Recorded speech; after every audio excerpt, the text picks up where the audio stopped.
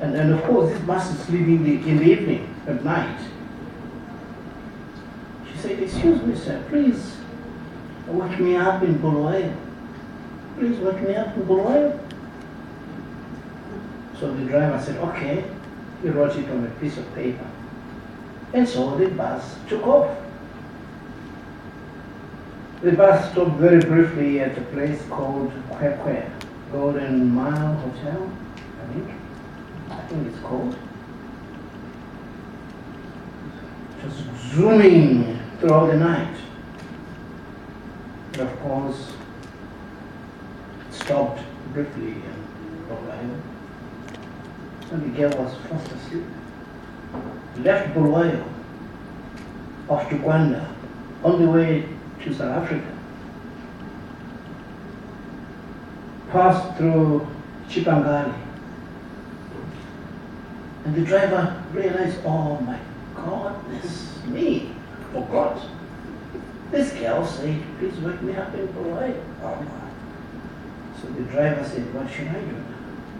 He slowed down and quickly turned the bus back to Bulawayo.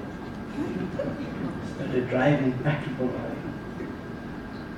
And of course, during those days, fuel was very difficult in Zimbabwe. So he drove, went to his exact position in Bulawayo, stopped the bus, and of course, the elder people were wondering what was going on. And the driver stopped the bus and came, shook this little girl. Says, hello, hello, hello, wake up, wake up. We are now in Bulawayo. We are now in Bulawayo. And the little girl rubbed her face, says, thank you, sir, thank you. Says, yeah, so you're disembarking. And the little girl said, well, my grandmother said, when you reach Bulawayo, you must eat your sandwiches.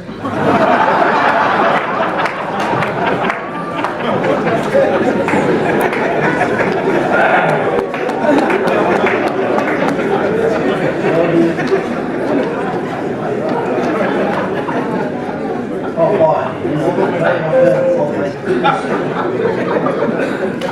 so he turned back the bus back on the way to Bakery, South Africa.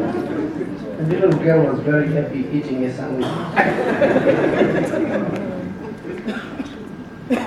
The essence of this analogy and this story, ladies and gentlemen, is that we could meet for a conference of this nature, deliberate and open dialogue, but at the end of the day, what is more important is to be able to communicate. Messages must be clearly understood, coded and decoded. In the same manner that the driver didn't fully understand the message. For him, he felt and he thought maybe the girl was disembarking in Bulawayo.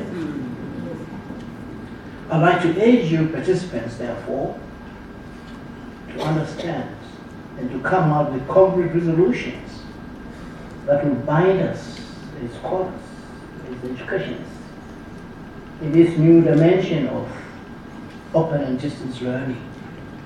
As we call it within SADC, ODEL, Open Distance Electronic Learning. Now let me turn on to the Minister's speech. Ladies and gentlemen, I'm honored to be here with you, and I'm also privileged to address the African Council for Distance Education, ACDE conference, which is taking place here, where we are meeting with continental distinguished attendees. I'm indeed grateful to the organizers, the ACDE board, and others who worked tirelessly to have this important conference and who invited me to come and share my thoughts with open and distance learning professionals, practitioners from all over Africa and around the globe. This is the Minister. From my own perspective, I like to say that the timing for this conference was appropriate.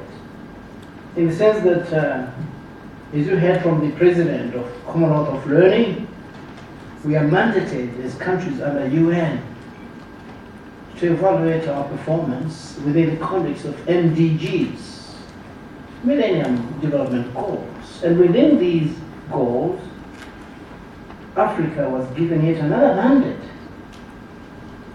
to look at and mobilize education for all by 2015.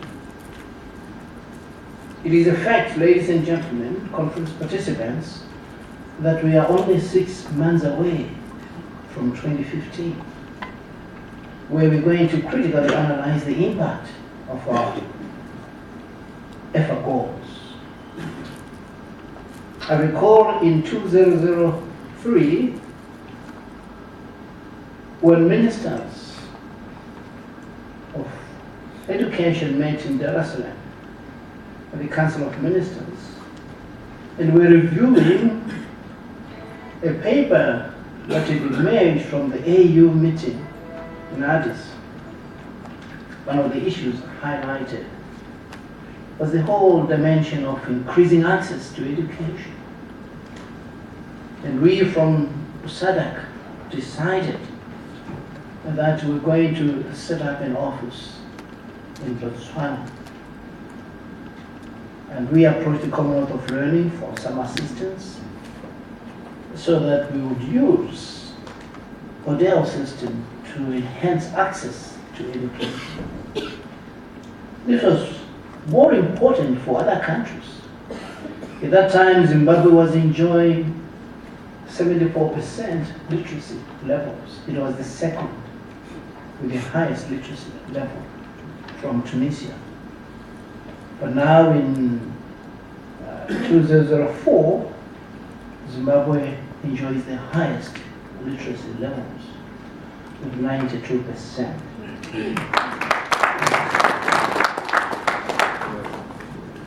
Allow me, ladies and gentlemen, to begin by welcoming all ACDE members from all over Africa to this 4th ACDE Conference and General Assembly. On behalf of the people of Zimbabwe, the government of Zimbabwe, my own Ministry of Higher and Tertiary Education, Science and Technology Development, Zimbabwe Open University, we sincerely welcome you all to Zimbabwe and indeed to the majestic Victoria Falls. It's a pity that the welcome hasn't been as warm as we expected. It's rather chilly and cold. Unlike V4s, I don't know what has happened. The temperature changes these days. However, our moods are not changing, they're the same. As ACDE, you have come a long way since your first conference in South Africa and the second in Nigeria. Your third was in Tanzania, so we believe.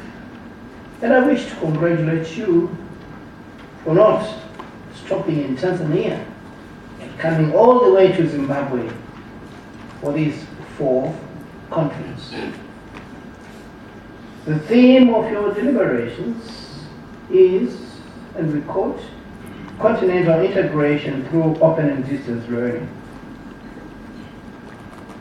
From my own perspective, I like to believe that this is commensurate with UNESCO philosophy of increasing access to education through borderless education systems.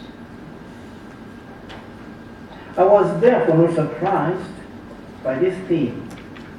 An institution with a continental itinerary such as yours is the right medium to talk about continental integration. The ACDE President, Professor Tony Ngwete, sir, ladies and gentlemen, let me make it clear that Africa is a continent rife with potential, tremendous potential. But alas, Africa is indeed a continent full of misery. full of hunger, poverty, and disease. And yet, there is tremendous potential for growth, tremendous potential for education. Africa is a continent full of individuals ready to step up and forge a new 21st century. The Africa that should be prosperous. It is a fact that too many people in Africa are being held back by poverty, but more importantly and more critically, by lack of access to education.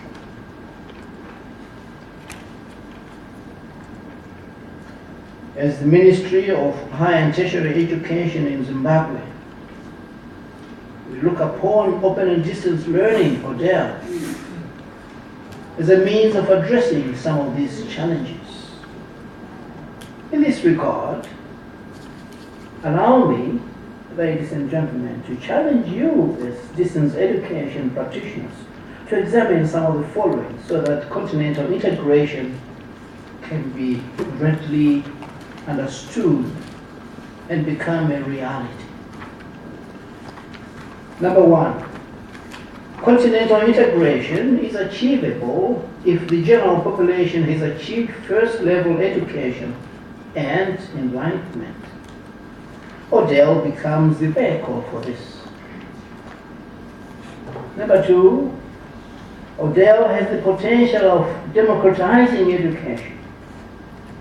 Elitism, in the context of education, is the practice of concentrating attention on or allocating funding to a few. What excites me within the context of SADC is that the heads of state, when they signed the Protocol on Education and Training in September 1997 in Blantyre, Malawi, they decided that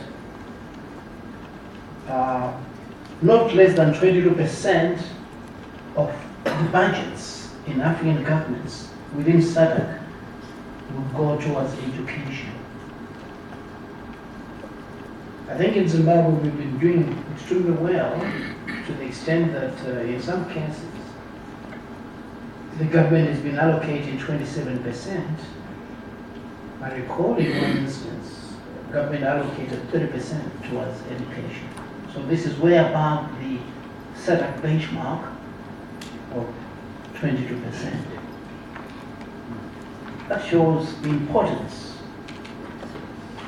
that is focused on education by African governments. I'm talking of SADC here, as I belong to SADC.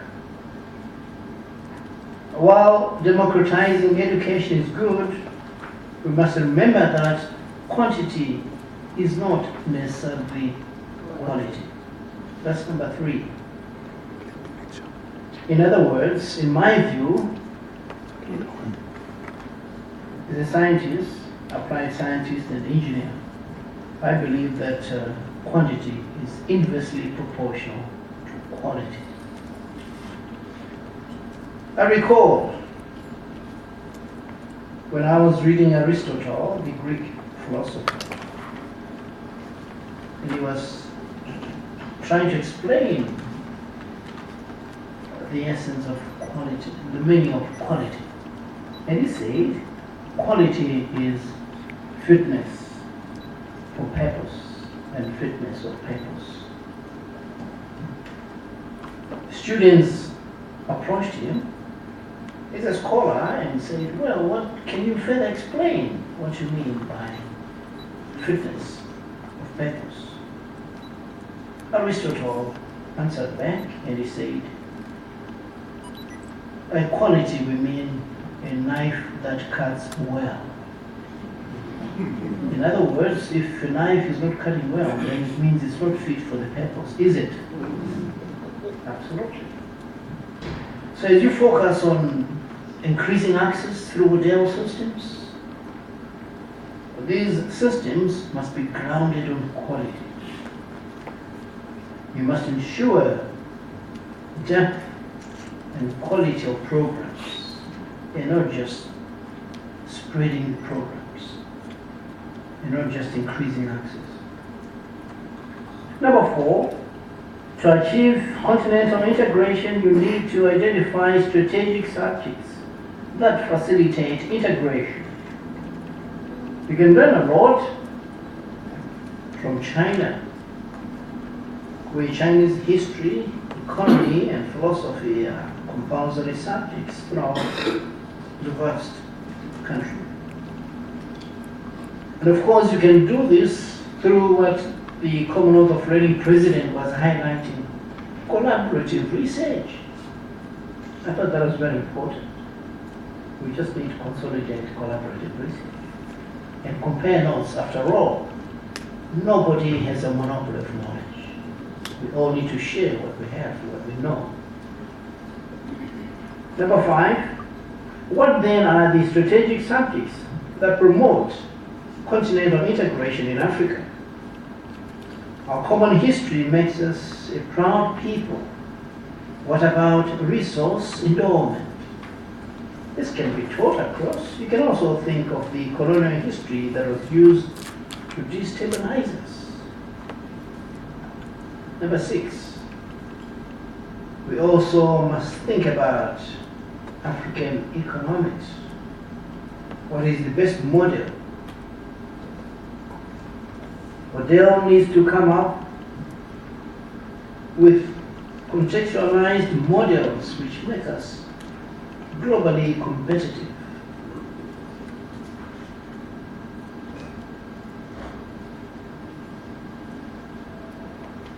In fact, in my view, and note, when I say my view, I'm talking of my own view, is an attempt to fuse with the views of my minister. Continental integration should be grounded on the philosophy of the Africanness of the African. The Africanness of the African. As we become more global, we need to remain with our identity as Africans. And we need to mobilize and understand our own identity. I see brothers here from Nigeria.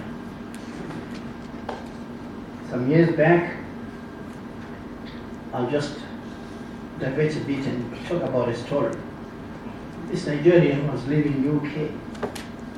He's putting on his regalia, the usual Nigerian regalia that I admire so much. And he was stopped at the Gatwick airport. And this British official said, "Excuse me, something wrong with your passport. Seems that you've extended your stay by 2 weeks. So could you just step aside and I will get the senior official to come and talk to you." I was trying to board a plane back to Abuja. And the senior official came and they were mumbling some words. I'm telling you these 2 British senior officials. And the senior official says, "My brother, you're in big trouble. You've overstayed in Britain by 2 weeks." And this Nigerian looked up to this British guy and looked down. One was tall, like most Nigerians, and one was short. And he says, "You British people are very funny. You are saying that I have overstayed by 2 weeks. When you've overstayed in my country, Nigeria, for over 100 years.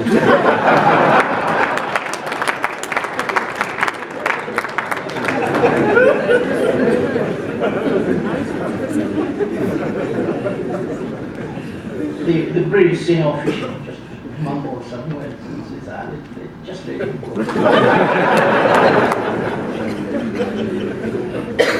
So they stamped his passport and allowed him to go. I'm talking here of identity. Where does our curriculum come from? Think of Agenda 2065, a global strategy to optimize use of African resources for the benefit of Africans.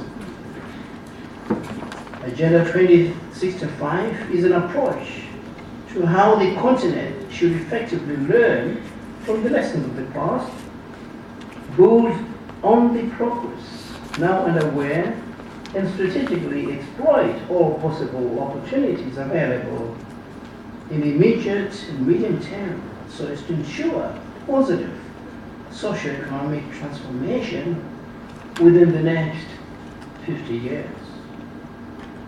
In Africa, we are privileged in that our greatest asset is our people. Africa is the world's second largest and second most populous continent. At about 30.2 million square kilometers, 11.7 million square miles for those who want, if you like, including adjacent islands, of course. It covers 6% of the Earth's total surface area and 20.4% of the total land area. With 1.1 billion people as of 2018, it accounts for about 15% of the world's human population. Now take note of this important statistic. Africa's population is the youngest among all the continents. 50% of the Africans are 19 years old or below, or perhaps younger. And these are the potential students for all our institutions. So the market is there. We just need to tap it. It is my hope that this conference will be characterized by the rich dialogue, discourse, and debate, and lively exchange of ideas. Remember the words of the late and wise President of Tanzania, Mwalimu Julius Nyerere, who said,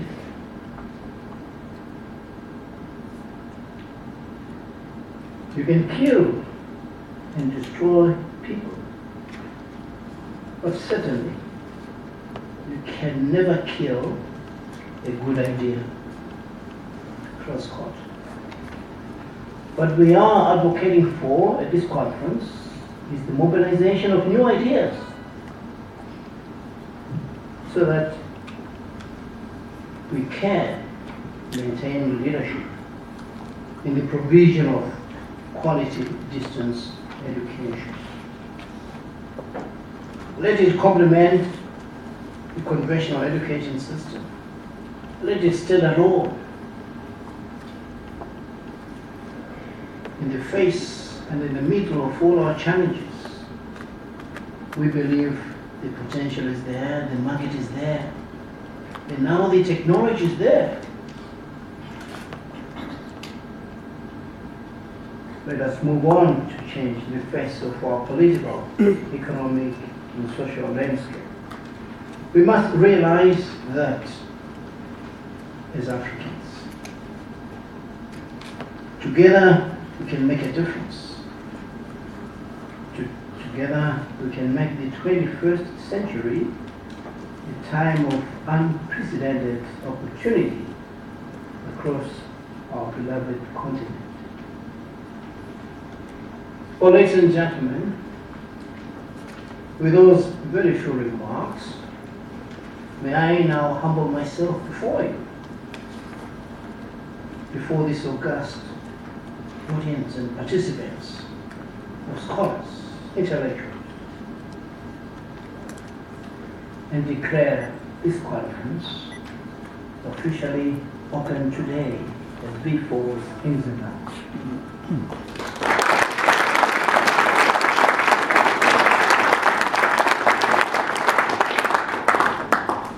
I wish to thank you most sincerely for your attention May the good Lord bless this historic conference. ACDE conference.